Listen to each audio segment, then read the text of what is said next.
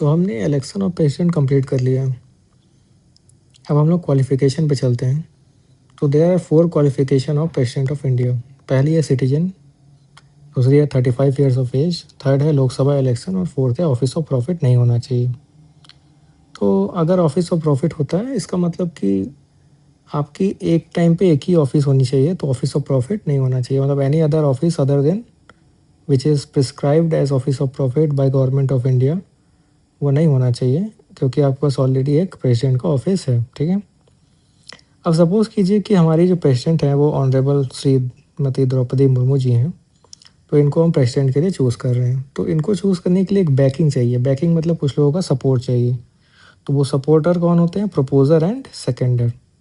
तो ये जो प्रपोजर 50 और सेकेंडर 50 होते हैं, ये आपके सपोर्टर होते हैं। तो एक तरह से ये सपोर्ट करेंगे और सपोर्ट करके फिर इनको एक सिक्योरिटी डिपॉजिट जमा करनी पड़ेगी 15,000 की, जो कि ऑलरेडी मतलब जो कि अगर आप 1/6 of the total votes polled नहीं पाते हैं तो आपको वो जमा राशि जो है वो जब्त हो जाएगी।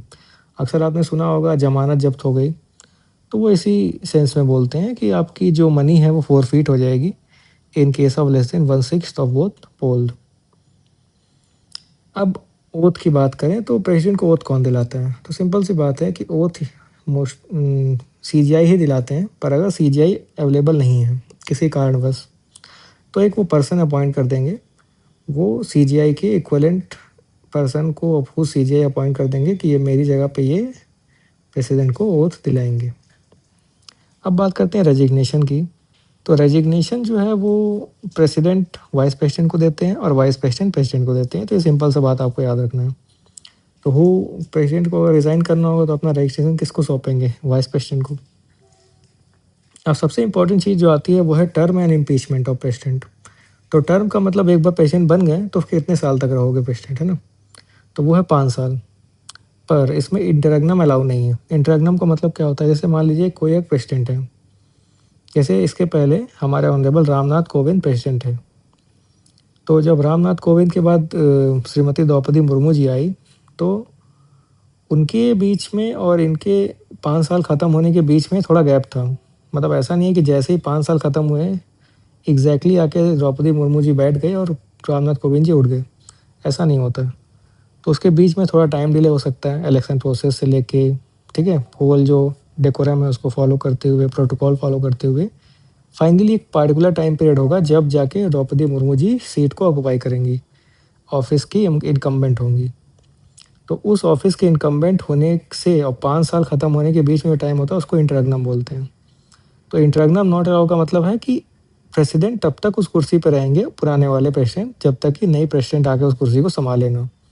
इसी को इंटररेग्नम बोलते हैं। यानी कि ऑफिस ऑफ प्रेसिडेंट कभी भी खाली नहीं होता है।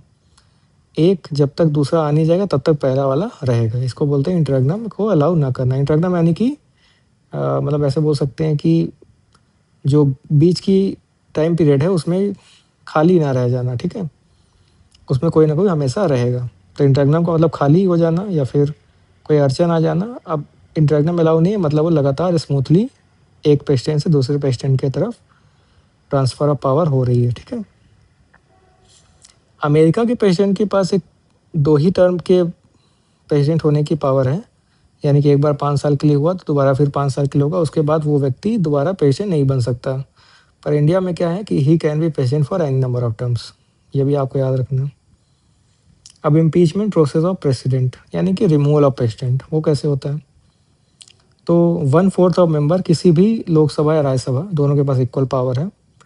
कहीं के भी मेंबर, या तो लोकसभा के या तो राज्यसभा के 1/4 ऑफ मेंबर, जैसे मान लीजिए 400 मेंबर हैं, तो 400 में से 100 मेंबर एक पिटीशन साइन करेंगे कि हम इम्पीचमेंट मोशन प्रेसिडेंट के लिए लेके आ रहे हैं, यानी कि प्रेसिडेंट के रिमूवल का प्रस्ताव ला रहे हैं।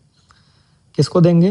प्रिसाइडिंग ऑफिसर को देंगे, पीओ प्रिसाइडिंग ऑफिसर, जो कि स्पीकर होते हैं इन केस ऑफ लोकसभा और चेयरमैन होते हैं इन केस ऑफ राज्यसभा। उसके बाद 14 डेज़ की प्रायर नोटिस दे दी जाती है प्रेसिडेंट को कि आपके लिए आपके ऊपर इम्पीचमेंट प्रोसीजर चलाया जाएगा, इम्पीचमेंट मोशन बिल आपके ऊपर लाया जाएगा। तो 14 डेज़ की प्रायर नोटिस देने के बाद ही ये इम्पीचमेंट बिल लाया जाता है। अब ये इम्पीचमेंट बिल मान लीजिए पास हो गया, 2/3 of total member of house. तो टोटल मेंबर ऑफ हाउस का मतलब, टोटल मेंबर ऑफ हाउस का मतलब हो गया इलेक्टेड प्लस नॉमिनेटेड।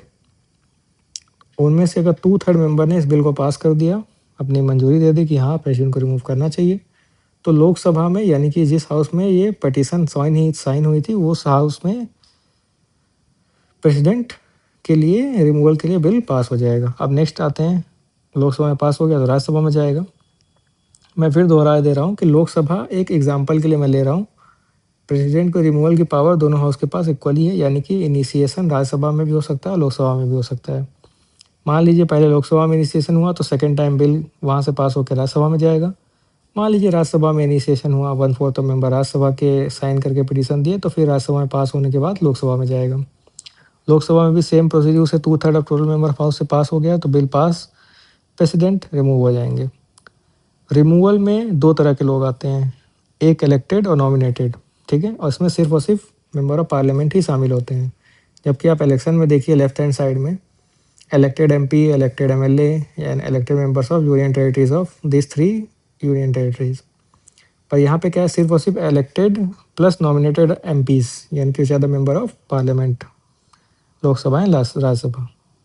अब वैकेंसी की तरफ आते हैं कि जब मान लीजिए प्रेसिडेंट की सीट की वैकेंसी हो गई, यानी किसी कारणवश प्रेसिडेंट की सीट खाली है, यानी किसी कारणवश प्रेसिडेंट उस सीट को ऑक्यूपाई नहीं कर पा रहे हैं, तो 2 कारण हो सकते हैं, एक उनकी डेथ हो जाए या फिर वो रिज़ाइन कर दें, और दूसरा हो सकता है कि वो टेम्पोरली इल है, मतलब थोड़े समय के लिए बीमार हो गए या फिर कहीं घूमने गए हैं, किसी देश विदेश के दौरे पे गए हैं, तो उस केस में भारत के कार्यभार को नहीं संभाल पा रहे हैं। तो जब डेथ एंड रेजिग्नेशन होगा तो जो न्यू इलेक्शन है वो कराना पड़ेगा, और वो भी विदिन 6 मंथ, और 6 मंथ के लिए उस कुर्सी को कौन संभालेगा, एक्टिंग प्रेसिडेंट। कौन संभालेगा, वाइस प्रेसिडेंट। पर दूसरे केस में अगर वो टेम्पोरली इल है, यानी कि थोड़े समय के लिए बीमार हैं, तब तो कोई समस्या नहीं है। जितनी देर वो बीमार हैं, जितनी देर वो दौरे पे गए हैं विदेश के, उतनी देर वाइस प्रेसिडेंट उस कुर्सी को संभालेंगे, बिल्कुल प्रेसिडेंट की तरह। और जैसे ही प्रेसिडेंट आएंगे वापस, वाइस प्रेसिडेंट उस कुर्सी को छोड़ देंगे और प्रेसिडेंट उस कुर्सी को संभाल लेंगे। पर डेथ या रेजिग्नेशन में क्या होगा, 6 महीने की लिमिट है, 6 महीने के अंदर इलेक्शन करा के नए प्रेसिडेंट को चूज़ करके उस कुर्सी में बैठाना ही होगा, तब तक वो एक्टिंग प्रेसिडेंट के तौर पे वाइस प्रेसिडेंट उस कुर्सी को संभालेंगे। मान लीजिए इन्हीं दोनों कारणों में प्रेसिडेंट के बाद वाइस प्रेसिडेंट अवेलेबल नहीं है, क्योंकि इन दोनों ही कारणों में वाइस प्रेसिडेंट ही एक्ट करेंगे एज ए प्रेसिडेंट। और मान लीजिए वाइस प्रेसिडेंट अवेलेबल नहीं है, तो प्रेसिडेंट के बाद वाइस प्रेसिडेंट के बाद सीजीआई के बाद सीनियर मोस्ट जज ऑफ सुप्रीम कोर्ट, यानी कि एक के ना रहने पर दूसरा कौन आएगा वो यहाँ पे सीरीज़ में लिखा हुआ है। तो इसके बाद हम लोग पावर एंड फंक्शन को पढ़ेंगे। पावर एंड फंक्शन एक थोड़ा बड़ा टॉपिक हो जाएगा, तो उसके लिए मैं नेक्स्ट वीडियो में बात करते हैं।